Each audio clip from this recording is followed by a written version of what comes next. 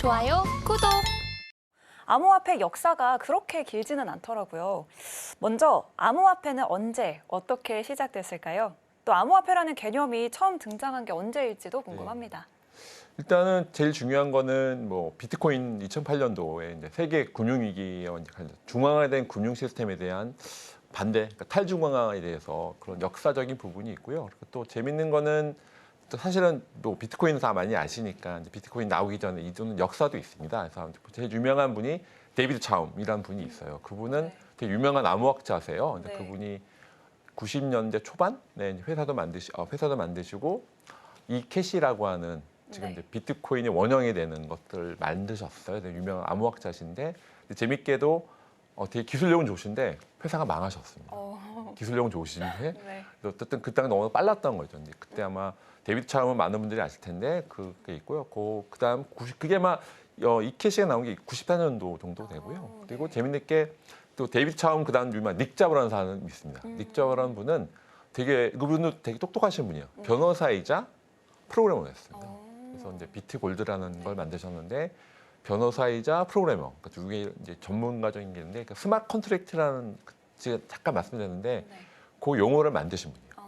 구현이 된 건 뒤에 말씀드렸는데 이더리움 비텔부텔렌이 구현을 했지만 그 용어 자체만 닉 자버라는 분이 있습니다. 그래서 그렇게 두 큰 데이비드 차움, 닉 자버라는 두 분이 큰 게 있고요. 근데 제일 중요한 거는 2008년도에 이제 금융위에 이제 사토시 나카모토라는 그분 가명이죠. 사실 이게 누게 누구냐라고 하는 많은 이제 뉴스들도 있고 아직 인명으로 밝혀져 있죠. 그래서 2008년도 금융위기 위에 2009년도에 첫 제니시스 블럭이라 첫 번째 블럭이 생긴 게 비트코인의 피어투피어에 대한 일렉트 캐시에 대해서 논문이 백서 화이트 페이퍼가 나왔고요. 2009년도 1월달에 첫 블럭이 생겨서 사실 2009년 1월달 이후로 그때 이제 1월달이셔서 뭐 이제 15년 됐는데요. 10주년 2019년도에 큰 행사가 많았죠. 우리나라에서도 그렇고 저도 참여했었는데 그래서 벌써 15년 정도 역사를 갖고 있다고 보시면.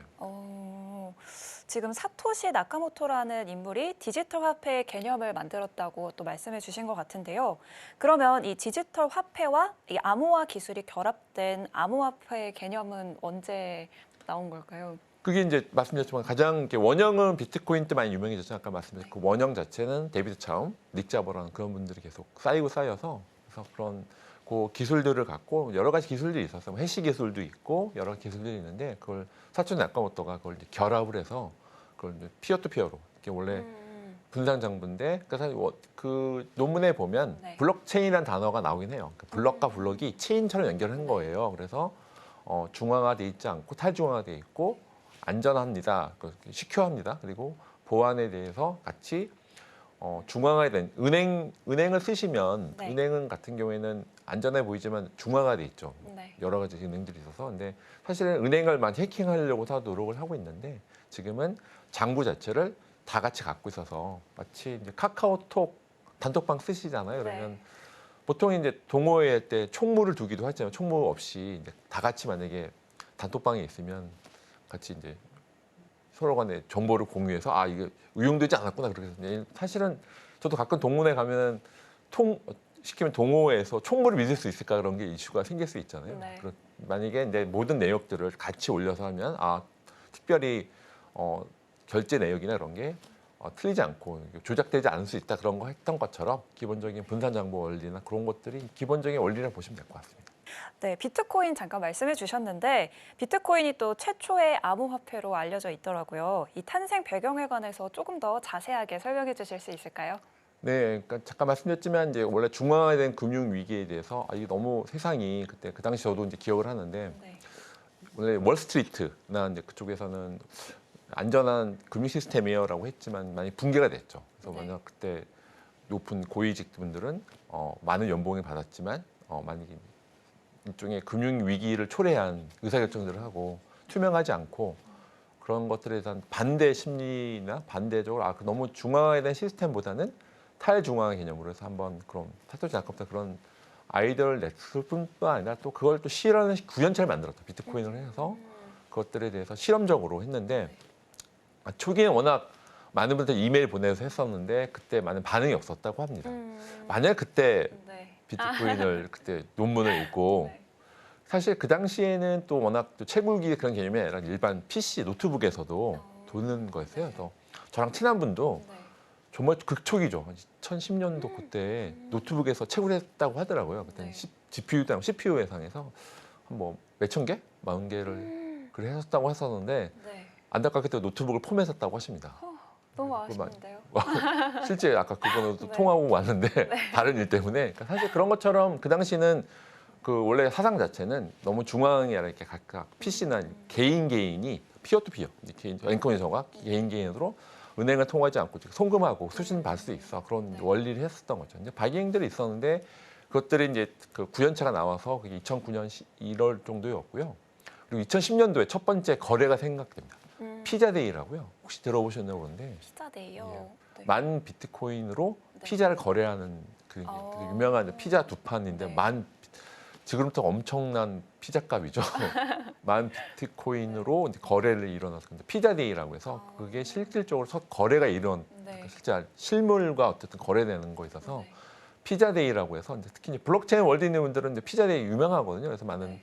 컨퍼런스 갈 때마다 피자데이 비슷하게 그 시점에 무조건 피자데이를 하고요. 피자를 많이 먹기도 하죠. 그래서 그런 역사적인 부분이 있어서 하여튼 배경들은 어쨌든 기본적인 거는 중앙화된 시스템에서 반대로 나오는 그래서 그것들을 실현해서 약간 사이버펑크적인 면이 있어요. 그러니까 사실은 뭐 아까 말했던 데이비 차움도 그렇고 되게 네. 대표적인 사이버펑크주의자거든요. 네. 저는 AI하고 블록체인 같이 하는데 네.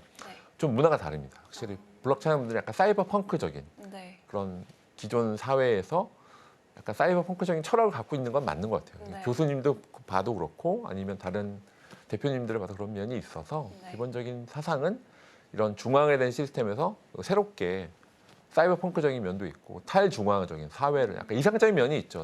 기본적으로 저는 좀 되게 균형을 중요시하는데 네. 비트코이너 분들은 굉장히 맥시 분들이라고 하죠. 그분들은 비트코인에만 써야 돼. 뭐 뒤에 약간 비트코인에 감히 NFT를 붙여 안 돼. 비트코인이 순수하고 퓨어한 거야. 그런 주장들도 있는데 기본적인 분들은 사상들은 네. 중화된 건 안 돼. 탈중화, 디센트럴라이즈 그걸 꿈꾸는 게 기본적인 네. 어떤 탄생 배경 그리고 거기에 대한 기존 중앙 시스템에 대해서 네. 반대로 나오는 네. 일종의 자유주의 운동처럼 어쨌든 이 탑다운을 내온 게 아니에요. 네. 일종의 바텀업으로 올라간 기술이라 보여주시면 좋을 것 같고요. 기본적으로 재밌는 거는 이건 또 개인적 의견이긴 합니다만 네. 또 이제 기술이 직접 이렇게 이코노믹 시스템에 영향을 미친 게 있었을까라는 생각이 드는 거죠. 이번에 뒤에 또 말씀드린 뭐 비트코인 다음 2세대 이제 비탈 부테린이 이번에 노벨 경제학상 뭐 후보자로 올라갔더라고요. 그만큼 기술이 이런 경제나 이런 거 영향을 미치는 기술이 제가 봤을 때는 어쨌든 데이터나 AI 같은 경우에는 그런 기술로서가 나중에 간접적으로 이렇게 경제에 미치지만 네. 블록체인처럼 이렇게 직접적으로 미치는 건 없지 않았을까 생각도 개인적 생각이 들기도 합니다. 네. 아까 그 비트코인 역사 말씀해 주셨을 때 그 세계 금융위기의 탈중앙화를 시도하기 위해서 이렇게 처음 만들어졌다 이런 말씀 해주신 것 같은데요.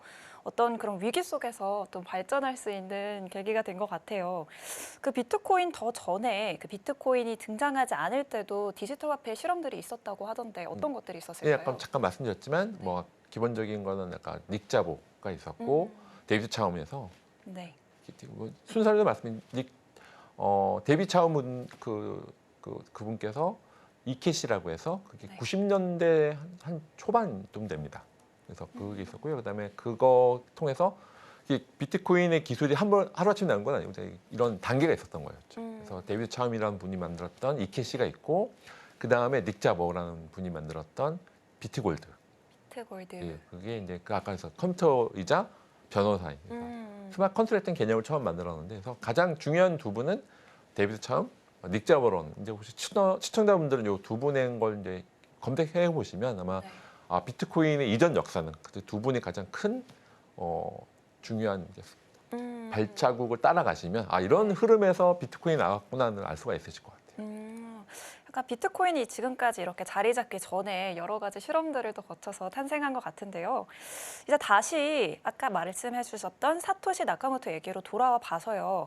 2008년에 이 당시 사토시 나카모토가 비트코인 백서를 발표했을 때 그 당시 금융시장에서는 어떤 반응이 있었을지 궁금합니다. 뭐 지금도 그렇지만 그 당시에는 이건 새로운 시도구나 그래서 그러니까 사이버펑크적인 말씀드렸죠. 기존 금융 시스템에서는 당연히 이건 말도 안 돼. 사기야라고. 그 당시 워낙 또 미비했으니까요. 초기라서 그때는 거의 반응을 거의 안 했다고 보시면 됩니다.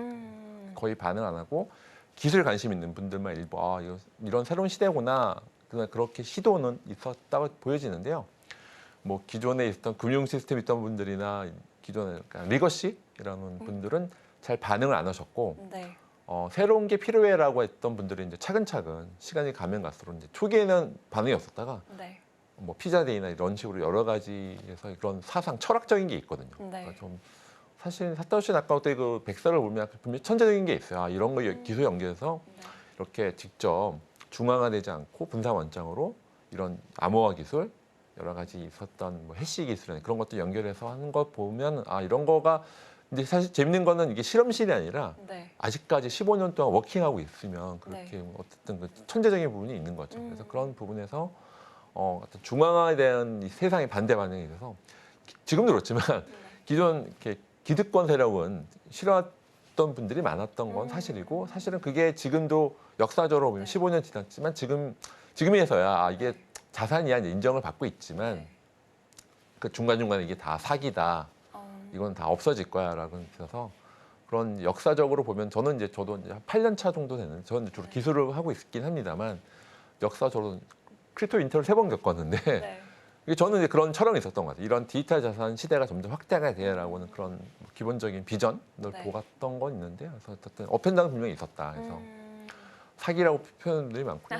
저도 전에 IBM 오라클에 있었잖아요. 그래서 전통적인 엔터프라이즈 있던 분들 그래서 저보고도 네. 아니 너 IBM 오라클 출신 왜 그런 거 왜 해? 라는 얘기 많이 듣기도 했었어요. 초기에는. 근데 저는 엔터프라이즈와 저는 이 두 개가 연결돼 융합되는 시대가 올 거예요라고 하는 비전이 있어서 꾸준히 했다 보니까 이제 이렇게 좀 트러스 커넥터로서 연결하는 역할을 하고 있는데 네.